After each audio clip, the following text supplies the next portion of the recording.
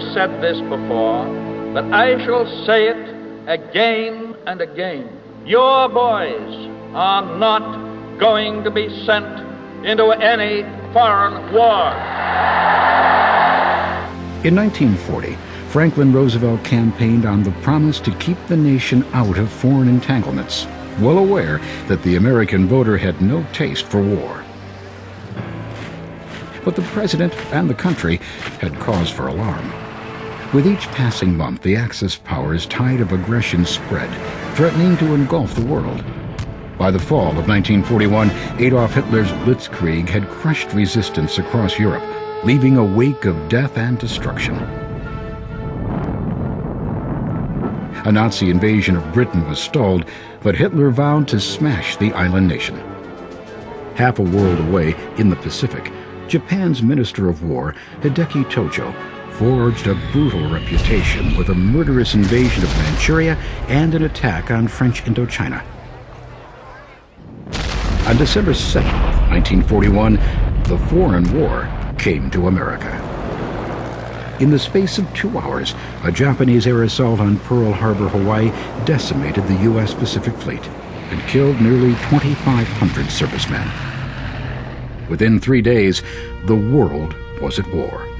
The president braced the country for the challenges that lay ahead. We are now in this war. We're all in it, all the way. Every single man, woman, and child is a partner in the most tremendous undertaking of our American history.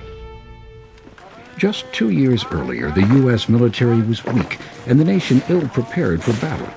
But as events overseas became increasingly ominous, the country began to rebuild its armed forces.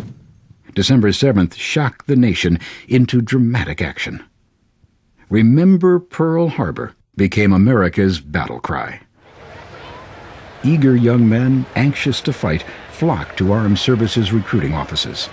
Over 5 million volunteered for duty. 10 million more were drafted during the war. After 8 weeks of basic training, these new recruits were battle-trained and ready to fight. New soldiers were given uniforms, weapons, supplies, and standard haircuts. Everything they needed was government issue. It wasn't long before soldiers themselves were being referred to as government issue or GIs. Americans from all walks of life and ethnic backgrounds signed up for the armed forces. Over 1 million African Americans served during the war, though segregation and prejudice forced them into support positions until near the end of the war. Women joined the fight too. During the war, over 250,000 women served in many roles throughout the world, such as pilots, nurses, and mechanics. As the U.S. built its fighting forces, the president called upon the nation's manufacturing might to build the implements of war needed to fight the enemy. We shall need everything that we have and everything that our allies have to defeat the Nazis and the fascists in the coming battles on the continent of Europe and the Japanese on the continent of Asia and in the islands of the Pacific. The U.S. mobilization for war stands among the monumental achievements in American history. In record time, the U.S. economy was completely transformed from producing peacetime goods to maximum war production. FDR established the War Production Board, the WPB, to direct the effort, and he set demanding goals. In this year 1942, we shall produce 60,000 planes, 45,000 tanks, 20,000 anti-aircraft guns. We shall build 8 million tons of merchant ships. Nationwide drives were organized to collect scrap iron and tin, rags, paper, even cooking fat to be recycled into war supplies. And metals and other raw materials were diverted for use in war production. New defense plants and shipyards sprang up seemingly overnight, and existing factories were converted to military manufacturing. Industrialist Henry J. Kaiser became a national hero as his shipyards built nearly 1,500 Liberty ships. Henry Ford's massive assembly lines turned out a B-24 bomber every 63 minutes. And the nation's railroads made delivering raw materials and war supplies their top priority. After a decade-long depression, war production revitalized the U.S. economy. Suddenly, a nation with too few jobs had to work overtime to supply the Allied effort. As the nation's men left for the fighting front, women joined the workforce to fill the vacant positions. Many of them took jobs in the defense industry, making Rosie the Riveter a legend of wartime production. African Americans migrated from the rural South to work in the industrial centers of the North and West. Many were refused jobs because of race.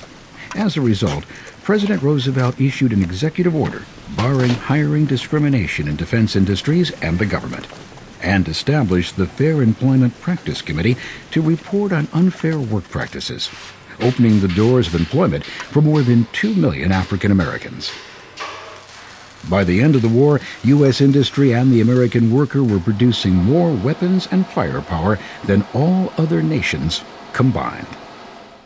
Superior technology would prove vital to defeating the enemy. President Roosevelt established the OSRD, the Office of Scientific Research and Development, to bring America's leading scientists into the war effort.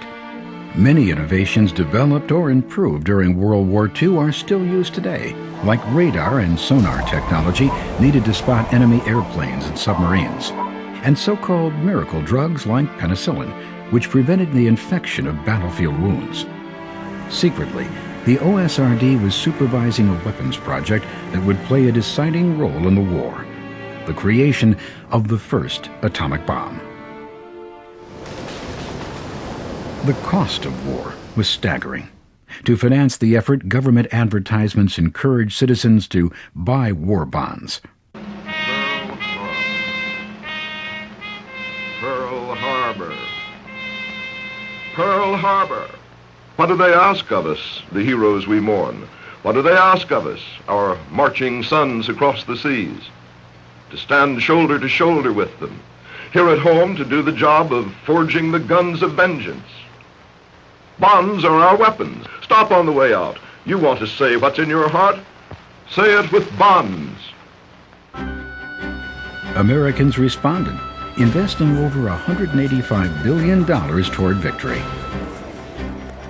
Congress raised income taxes and, for the first time, deducted federal taxes from paychecks each week.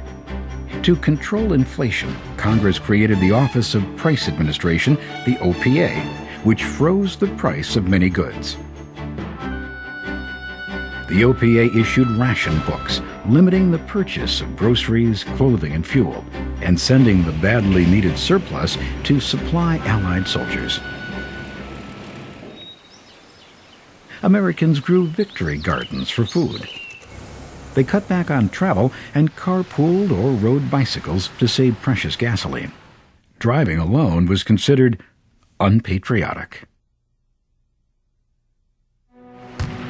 The attack on Pearl Harbor unified the country in many ways, but it also stirred long-standing prejudice against Japanese immigrants in America.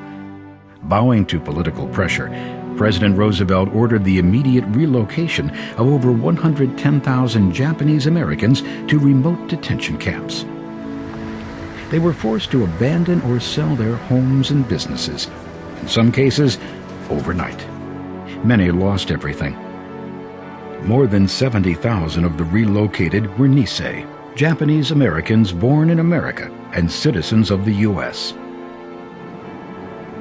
Despite the unfair treatment, the interned Japanese Americans did their best to make the camps tolerable and remain loyal to the United States. Many Nisei even became U.S. soldiers. Regrettably, more than 100,000 Japanese Americans spent the entire war in detention camps.